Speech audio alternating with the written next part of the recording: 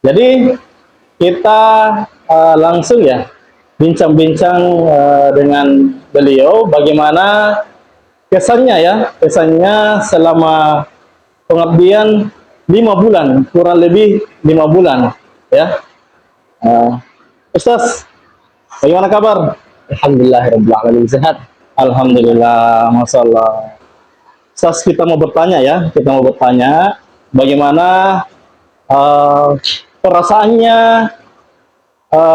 antum bisa ke Sulawesi, bisa ke Sulawesi, bisa ke Makassar, dan bisa ke Palopo, yang dimana kita tahu ya, Jawa dan Makassar dua suku yang berbeda. Tentunya di sana banyak perbedaan ya, entah dibilang bahasa sendiri ya, intonasi sendiri ya, budaya sendiri. Nah, gimana Sas? Bagaimana caranya beradaptasi ya? Tentunya sebelum pengabdian, tentunya kita beradaptasi dulu ya, dengan lingkungan sekitar, masyarakat, ataupun circle yang ada. Silakan Sas. Bismillahirrahmanirrahim. Pertama tentang kesan bagaimana rasanya di pertama kali dikirim ke luar dari Jawa. Karena ini pertama kali saya di luar Jawa. Sepanjang perjalanan hidup saya, entah berkutat di Pulau Jawa Timur, di Provinsi Jawa Timur, atau bahkan maksimal cuma sampai Jakarta saja. Dan ini yang pertama kali kami dikirim ke Makassar. Dan ini juga pengalaman pertama di mana saya naik pesawat. Masya Allah. Pertama kali saya datang ke bandara itu rasanya deg-degan. Masya Allah. Apalagi ketika saya sampai di Makassar, Masya Allah.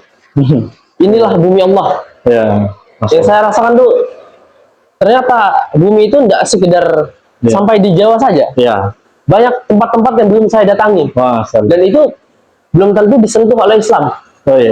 Islam belum tentu tersebar di sana. Dan ketika saya sampai di Palopo, saya rasakan ada perbedaan kultur di sana. Terutama dalam bahasa kan.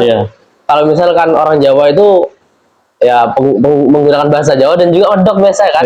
Mendok. Cuma kalau di mendok atau mendok? Mendok ya? Medok. Oh, medok. Nah, medok. Cuman kalau orang-orang di Sulawesi, terutama di Palopo itu mereka menggunakan apa? Intonasi dan juga logat-logat mereka. Betul. Dengan tambahan-tambahan misalkan dari mana nih? Dari mana Ki? Sudah dimakan? Sudah dimakan ya. Itu pada awal-awal saya masuk di Palopo itu, awal saya tidak bisa paham sama sekali.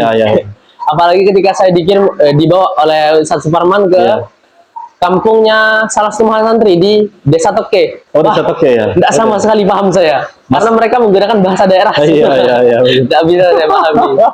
Tapi disitulah tantangan bagi dakwah di luar Pulau Jawa. Bahwa kita tuh harus benar-benar mengikuti peribahasa. Di Indonesia ada satu peribahasa di mana bumi dipijak, di situ langit dijunjung. Maka kita harus benar-benar mengetahui bahasanya dulu, minimal dari bahasa.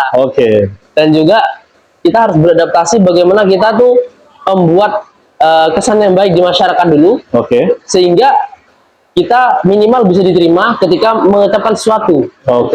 Masya Allah. Luar biasa ya, luar biasa. Jadi beliau ini mempunyai kesan yang sangat luar biasa. Kenapa tidak ya? Karena beliau ini pertama kali berhikmat di Palopo, dia langsung ke pelosok, gitu kan? Berjumpa dengan masyarakat, diamanahkan untuk MC, diamanahkan untuk membaca atau menyampaikan tausiah, ya. Ini sangat luar biasa.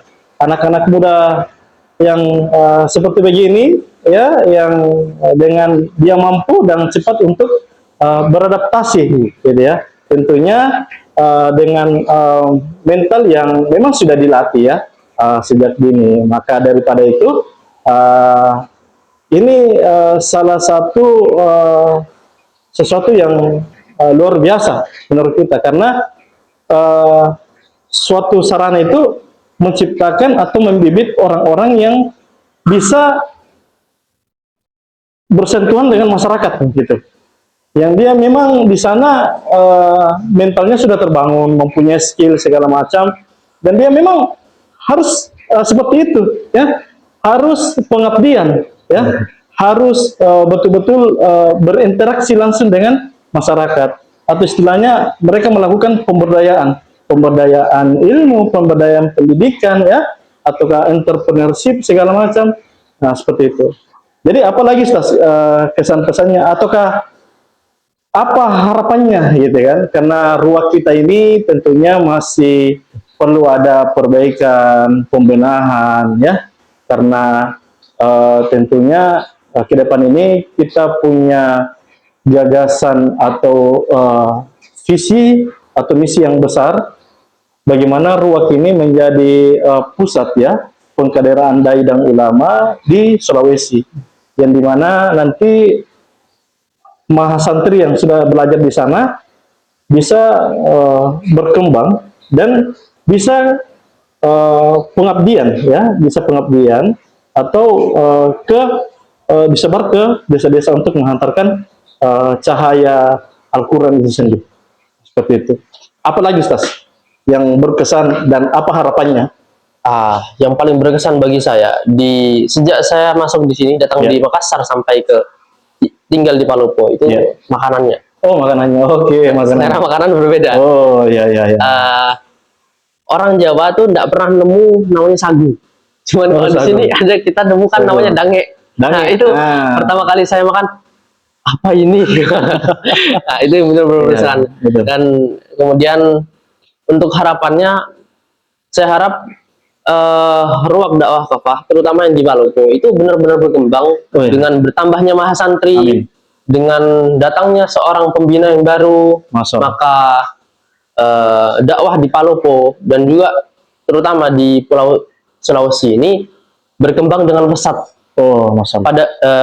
Yang mana pada dasarnya Sulawesi ini sudah kental keislamannya. Iya, betul. Ya, betul. Maka saya harap Islam lebih mengakar pada Pulau Sulawesi ini, pada masyarakat di Pulau Sulawesi ini. Nah, betul. Luar biasa, ya. Jadi itu tadi harapan dari beliau, bagaimana apa yang kita cita-citakan ini, ruang ini bisa berkembang dan bermanfaat untuk umat, seperti itu.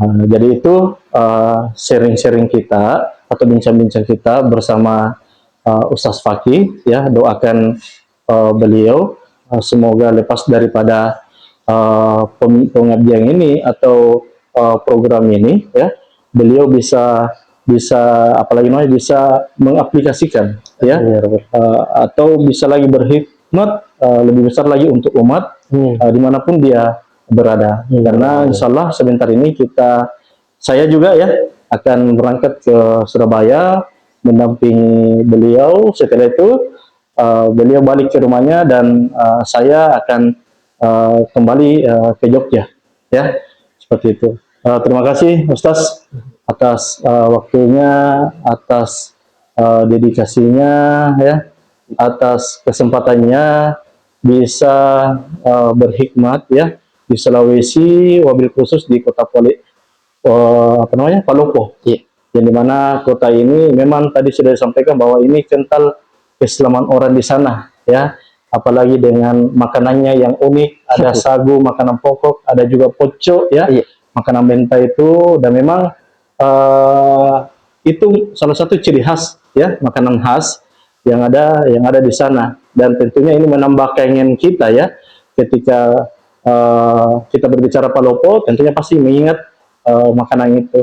Dan semoga ini juga menjadi pahala jariah, ya, buat beliau dan semua keluarganya dan semua stakeholder, ya, dari Cinta Quran Center yang luar biasa memberikan kesempatan untuk kami, ya, di dakwah kafah yang alhamdulillah kita bisa apalagi namanya menghadirkan guru-guru terbaik, gitu.